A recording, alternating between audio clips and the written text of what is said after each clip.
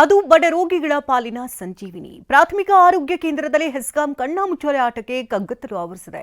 ವೈದ್ಯರು ಕತ್ತಲೆಯಲ್ಲಿ ಟಾರ್ಚ್ ಹಿಡಿದುಕೊಂಡು ಚಿಕಿತ್ಸೆ ನೀಡುವಂತಹ ದುರ್ಗತಿ ಎದುರಾಗಿದೆ.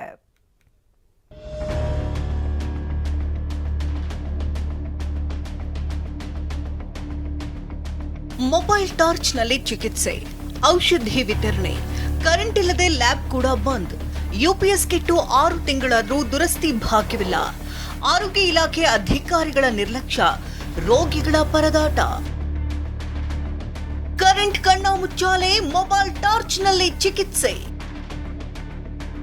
ಯುಪಿಎಸ್ ಕೆಟ್ಟು 6 ತಿಂಗಳಾದರೂ ದುರಸ್ತಿ ಭಾಗ್ಯವಿಲ್ಲ.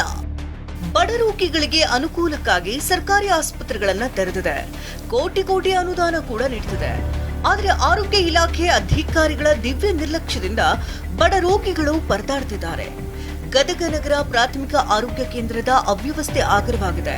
ವಿದ್ಯುತ್ ವ್ಯತ್ಯಯದಿಂದಾಗಿ ಪ್ರಾಥಮಿಕ ಆರೋಗ್ಯ ಕೇಂದ್ರದಲ್ಲಿ ಕತ್ತಲು ಆವರಿಸಿದೆ. ಈ ಬಗ್ಗೆ ಬೆಸ್ಕಾಂ ಅಧಿಕಾರಿಗಳಿಗೂ ಮಾಹಿತಿ ನೀಡಿದ್ರೂ ಯಾವುದೇ ರೀತಿ ಪ್ರಯೋಜನವಾಗಿಲ್ಲ.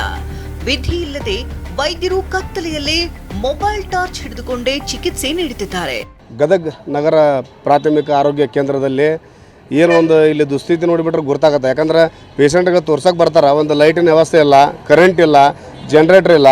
UPS ಮತ್ತು 6 ತಿಂಗಳಾಗಿತ್ತು ಅಲ್ಲೇ ಹೋಗಿ. ಈಗ ಅದಕ್ಕೆ ಆರೋಗ್ಯ ಕೇಂದ್ರ ಸಂಬಂಧಪಟ್ಟಂಥ ನಮ್ಮ ನಿಲ್ಗುಂದ್ ಸರ್ ಇರ್ಬೋದು, ಗದಗ ಜಿಲ್ಲಾ ಉಸ್ತುವಾರಿ ಸಚಿವರಾದಂಥ ಸನ್ಮಾನ್ಯ HK ಪಾಟೀಲ್ ಸಾಹೇಬರು ಇರ್ಬೋದು, ಹಾಗೂ ಆರೋಗ್ಯ ಇಲಾಖೆ ಮಂತ್ರಿಗಳಾದಂಥ ಗುಂಡೂರಾವ್ ಸರ್ ಇರ್ಬೋದು, ಇದಕ್ಕೆ ತಾವು ಸೂಕ್ತವಾಗಿ ಗಮನ ಹರಿಸಬೇಕಾಗಿದೆ. ಹೆಸ್ಕಾಂ ಬೇಜವಾಬ್ದಾರಿ ಒಂದು ಕಡೆಯಾದ್ರೆ ಆರೋಗ್ಯ ಇಲಾಖೆ ಅಧಿಕಾರಿಗಳ ನಿರ್ಲಕ್ಷ್ಯಕ್ಕೆ ಏನ್ ಹೇಳಬೇಕು?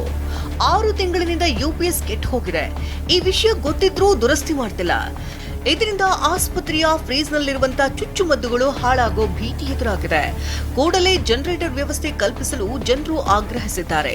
ನಮ್ಮ ಗದಗ ನಗರದ ಪ್ರಾಥಮಿಕ ಆರೋಗ್ಯ ಕೇಂದ್ರದಲ್ಲಿ ವಿದ್ಯುತ್ ಆಲ್ಟರ್ನೇಟಿವ್ ಇರುವಂಥ UPS ಇಲ್ಲ, ಜನರೇಟರ್ ಇಲ್ಲ, ಅಥವಾ ಮೂಲಭೂತ ಸೌಕರ್ಯಗಳನ್ನು ನೀವು ನೋಡಿಬಿಟ್ರೆ ಎಷ್ಟು ಶುಚಿಯಾಗೈತಿ ಹಾಸ್ಪಿಟಲ್ ಮತ್ತು ಒಳಗೆ ಎಷ್ಟು ಕ್ಲೀನಾಗಿ ಇಟ್ಟಾರ ನೋಡಿಬಿಟ್ರೆ ನಾವು ಭಾರಿ ಖೇದಕರ ಆಗ್ತೈತೆ.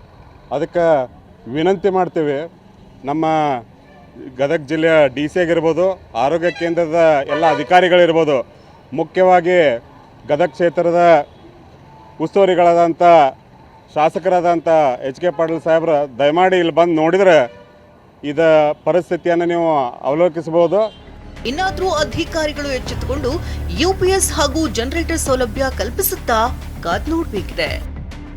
ಸಂಜೀವ್ ಪಾಂಡ್ರೆ, TV9 ಗದಗ.